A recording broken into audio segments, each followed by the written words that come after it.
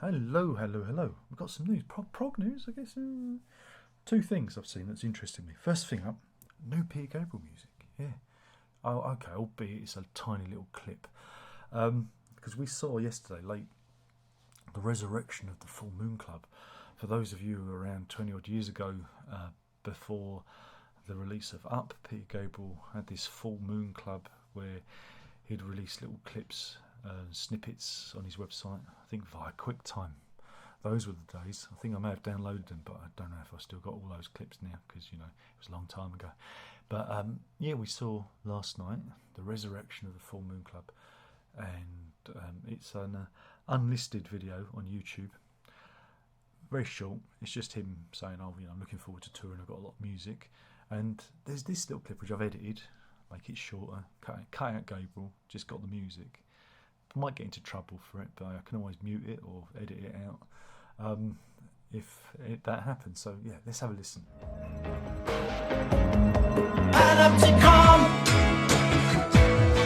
Let's find out what's going on. Let's see where clues are leading. Panopticon. Watch the world around us. We've got witness underground.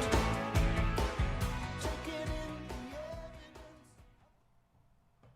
Yeah, it doesn't sound too bad, does it? I mean, sounds like Peter Gabriel. Sounds like the sort of thing he does.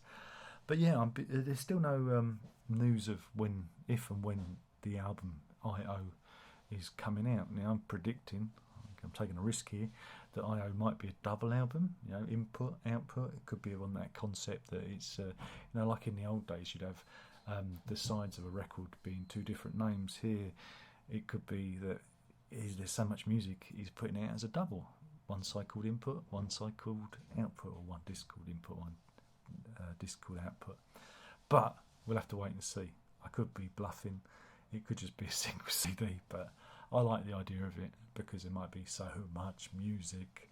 Yeah, but if you can hear noises behind me because I live in a noisy house full of noisy things like washing machines and a missus doing stuff because, that's how I live. That's it. I'm not a proper YouTuber. I'm just some guy. Second piece is a bit more interesting. Brand X news. You follow Brand X? A few years back now, it must have been around this time, must be coming up to the anniversary of it, the leader, the de facto leader of Brand X, John Goodsall, passed with COVID complications. And ever since then, you've seen on the social medias something happening. There's still a presence on Facebook, Instagram, Twitter, YouTube. However, there's a new website that's become active, though the web domain was, I think, registered earlier in the year. This is only kind of just popped up, and it gives you, like the full history of the band and releases and who's in it and all that stuff. But there's also a piece on here that says that the social media is not official, and they explain that with Goodsall's passing, that the ownership of the band passes automatically to Percy Jones and Robin Lumley, the other two co-founders. Again, Percy Jones was playing with the band up until I think 2019, and then he left. And here in this statement, it explains he left because he wasn't happy with the management. And yeah, there's a big explanation, a big screed of explaining why they're cyber squatters, and how they're misappropriating all manner of things. Now again, we have to take this at face value because even though I've checked out the registration, there's no indicator that this really is Robin Lumley and Percy Jones. I don't think they have any other social media or any other presence on the internet. So again, there's a lot of details here. Again, there's a lot of accusations going around. Again, these are their accusations, not mine. Like nearly $30,000 worth of sales from Burning Shed being sent to America, and you know, Percy Jones not seeing a penny of it. You know, that's a big. I mean, I'm not blaming Burning Shed. They, you know, but it's not their fault. They're just, you know, they're just the middleman, as it were. It's the management that he's pointing the finger at, not Burning Shed. Just have to, you know, point that out. So there's a lot of allegations here, a lot of things, and there's even copies of the contracts saying, you know, what the deal was when one of them died, how it should pass off. And again, the person who signed it is, again, one of the co-signers is Scott Weinberger. Now, again, Scott Weinberg was the drummer, wasn't he, of Brand X? I don't know if he's got anything to do with this or it's the other chap. Again, they're not stating, they're not naming names. They're just kind of alluding to, you know, alluding to it. Again, that's why I find it a bit odd, because normally when people make accusations, they name names, don't they? Actually name the person in it. And they included a copy of the death certificate, and they say that he was divorced and not remarried. Again, on the social media site, they keep going on about John Goodsall's widow. Again, I thought the understanding is when you get divorced, you no longer have a widow. You know, because, you know, if you're not married, you don't have a widow.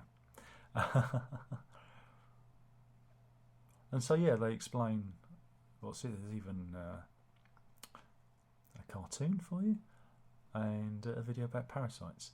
So, yeah, it's all there for you. And I had a look on, back on the social media, Brand X Official, or Official Brand X, whatever they call it. Again, notice how con men and ne'er-do-wells always use the word official, don't they? Always use the word official to add some sort of legitimacy to the crimes that they're committing. But yeah, it would be interesting to see how this one plays out, because I had a look, and of course they're accusing the people who are doing the social media, accusing these guys of, you know, withholding, was it $8,000 or something of a GoFundMe.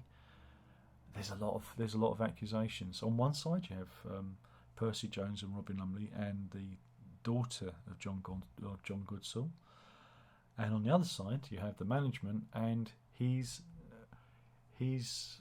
widow. But again, they say he wasn't married. So again, is it one of the ex-wives? I don't know. It's a murky business, and again, it's quite shocking. Again, Brand X aren't exactly, I know, Genesis. They're not a big name in the world of music, but to still see people doing these kind of things, having these kind of arguments, again, money. It's an all-corrupting force, isn't it, really? So, yeah, what to believe? Who to believe? What side to believe? You know, there's a... Yeah, I mean, the website kind of looks official. You know, I mean, it looks good. There's lots of pictures, and you know, it's a good write-up and everything. But it's just so murky. I mean, some really good pictures on here. If you go and, you know, check it out, you know, some good stuff. You know, some good words. Some good words to read, and but yeah, so I just thought I'd make you aware of that, so you can keep an eye. And they've also put up an amazing. This is they found a clean copy of So to F, one of my favourite Brand X songs, probably one of the best songs ever. And you can go and see that on YouTube now. That's been up for a few months now. So again, it kind of makes you wonder, you know, if these are the real thing, isn't it? Makes you wonder. So yeah, that was an oddity. You never thought that, you know, a band as obscure as Brand X would be subject to a cyber squatting hostile takeover bid. And yeah, it'd be interesting to see how that goes, because like I say, you've got one side making accusations and the other side making equal accusations. So But what gives it legitimacy is Jerry Murata retweeted it on Twitter, which led me to it. So it must be legitimate, mustn't it? I don't know. What are your thoughts? Leave your comments in the comments section below. Your thoughts there. So yeah, that was kind of prog news for you. Kind of went on a bit there. That was good, wasn't it? That was almost like proper. Was it YouTube content? Wasn't it? Yeah. Anyway, thanks for watching. Ta-ta.